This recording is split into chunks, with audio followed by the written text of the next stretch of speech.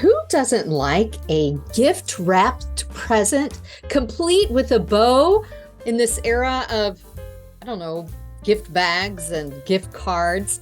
Hello, I'm Kim Tisor. Welcome to The Good Place. I'm so glad you decided to tune in. And I'm going to tell you what this is all about later in the show. So I hope you'll stick around because it's really good news, I assure you.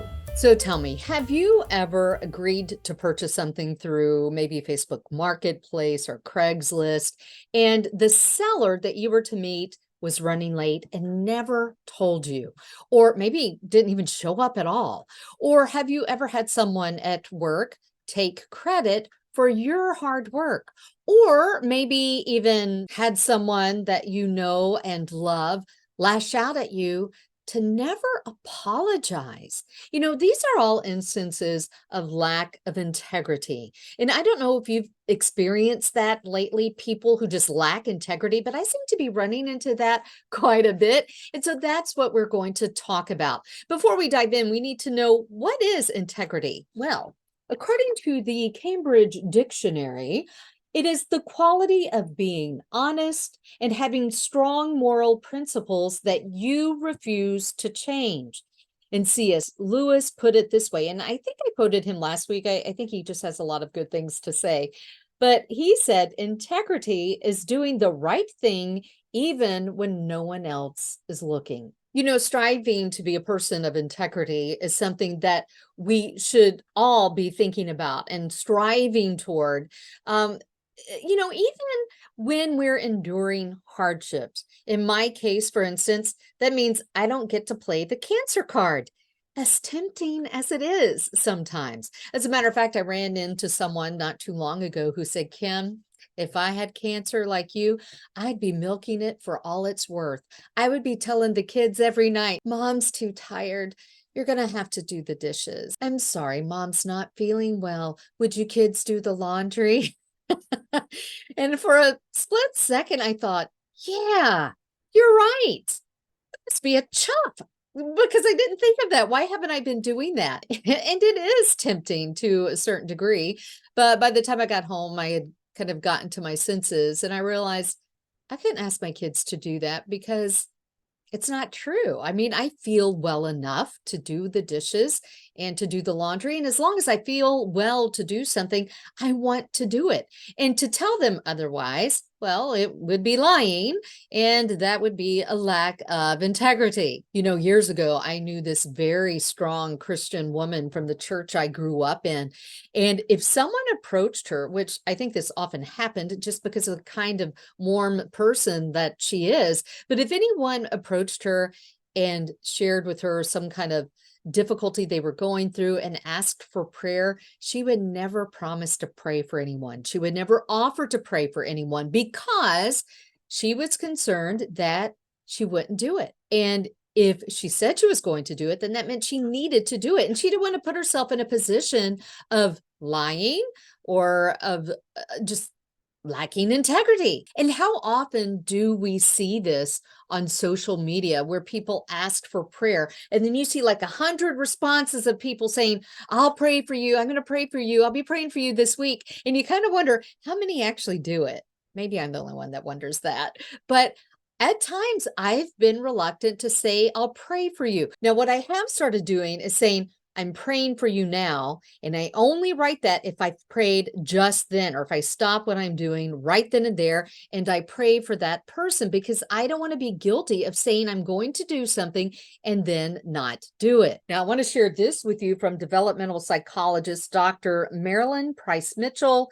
She said, we live in an age where integrity often takes a backseat to power and material success, where the end justifies the means. In other words, many adults today believe it's okay to lie, cheat, and steal so long as they get the desirable outcome. Interestingly, Price Mitchell went on to explain children are not born with integrity or the behaviors we associate with it, including humility, social responsibility, and the courage to stand up for what they believe is right. It is derived through the process of cultural socialization, influences from all spheres of a child's life. The process, she says, begins at home. No surprise there. But you know what that means? That anytime we're out and about with our children, our grandchildren, our nieces, our nephews, whomever, and say we're, I don't know, at the grocery store, and we leave the grocery cart in the middle of the parking lot and we fail to put it back in the stall where we know it goes, then we need to realize those children are watching us and they are learning from us. That may seem like a very small, insignificant matter, but it's not if you're the one who owns the car that gets hit by that cart in the lot and it scratches your paint. And Jesus made it very clear that the little things do matter.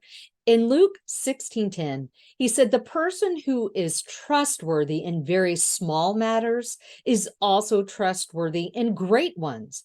And the person who is dishonest in very small matters is also dishonest, excuse me, is also dishonest in great ones. Now, do you remember when NBC nightly news anchor Brian Williams was caught in a massive lie? This was back in 2015.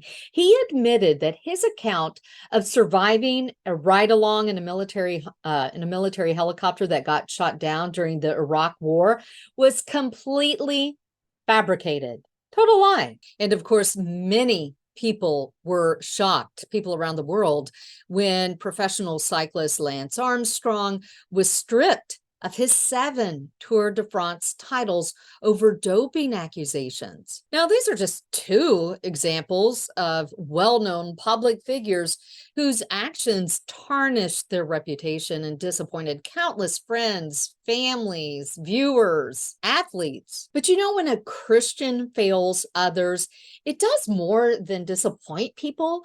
It can cause some non-believers to question whether or not God truly has the power to empower believers, as they say, to rise above the status quo, to know the difference between right and wrong, and to choose right, even when it's not very convenient, to actually transform modern day Sauls into Paul's. Or is that something he just did long ago and can't do it now? People wonder that when we say that the power of Jesus can change people. And so I think when we act with integrity, because we don't see that a whole lot in our day and age, it really stands out. People take notice, and they certainly notice when we choose to do the opposite. So what does integrity look like? Well, here are 7 signs. We'll actually call this, you may be a person of integrity if, number 1, you're a parent who apologizes to your kids for over punishing or yelling at them. I'd like to think I'm fairly quick to apologize to my kids. Number 2, you're a boss who highlights your staff's accomplishments and downplay your own. Do you do that if you're a boss?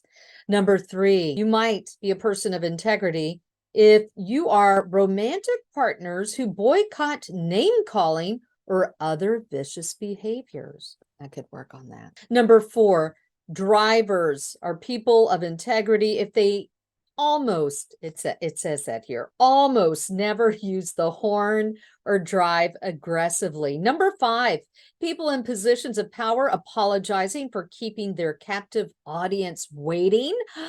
Oh my goodness, how many times have you gone to something where someone was late and their attitude was, well, you know, I'll be worth it.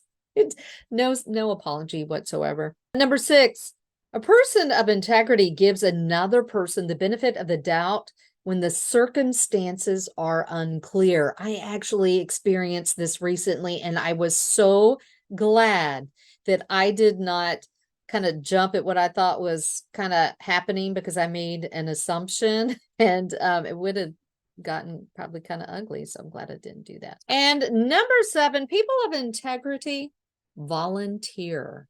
I want to volunteer. It's one of those things where I say, well, someday when I have more time. Well, now here is some really good news from clinical psychologist Dr. Seth Meyers. He says that integrity is a behavior-based virtue that we can actually cultivate over time by setting goals to show more integrity in everyday life. In other words, we can grow in integrity and become better at it. And I love this quote from Proverbs 11:3. It says, "The integrity of the honest keeps them on track. The deviousness of crooks brings them to ruin." And I don't know about you, but I want to stay on track because I think those are the ones that hear at the end from the Lord, "Well done, good and faithful servant." We must act with honesty, with integrity in our everyday dealings. It's just not something we hear much about anymore. So thank you for allowing me to talk about that a little bit. Okay, now the gift. What is this about? I'm really excited about this. So within the next few days, I would say tomorrow, except I don't want to be made a liar if it doesn't happen, especially since I was just talking about integrity. But I'm going to be celebrating three major milestones, two of which you helped me achieve. And so someone special is going to get a little gift, and I'm going to make that announcement coming up. And the way you'll know that it's the video where we're going to do this in the next few days is I'm going to put the word bonus. Excuse me, I felt a burp coming up. I'm going to put the word bonus in the title, so you will know to watch that. It will be different from the other episodes, but it will include a little giveaway. So I hope you'll stay tuned for that. Thank you so much for watching, subscribing, for liking the videos. They really do my heart good and encourages me to keep going. And it's fun for me, but it is a little bit of work. Not that I mind. And I do, I really do appreciate it when you comment. And I do my very best to respond to all comments, which isn't that hard right now since I don't have that many. So I do try to get to them. And speaking of messages here, I don't know if you saw the one from Jude Thaddeus the other day, his comment about the recent issues I've had lately, which my car, since my last video, ended up back in the shop again. Had to have it towed. As a matter of fact, I just got it back today, and my garbage disposal went out. So with that, I want you to hear what Jude had to say. I'm losing the comment here.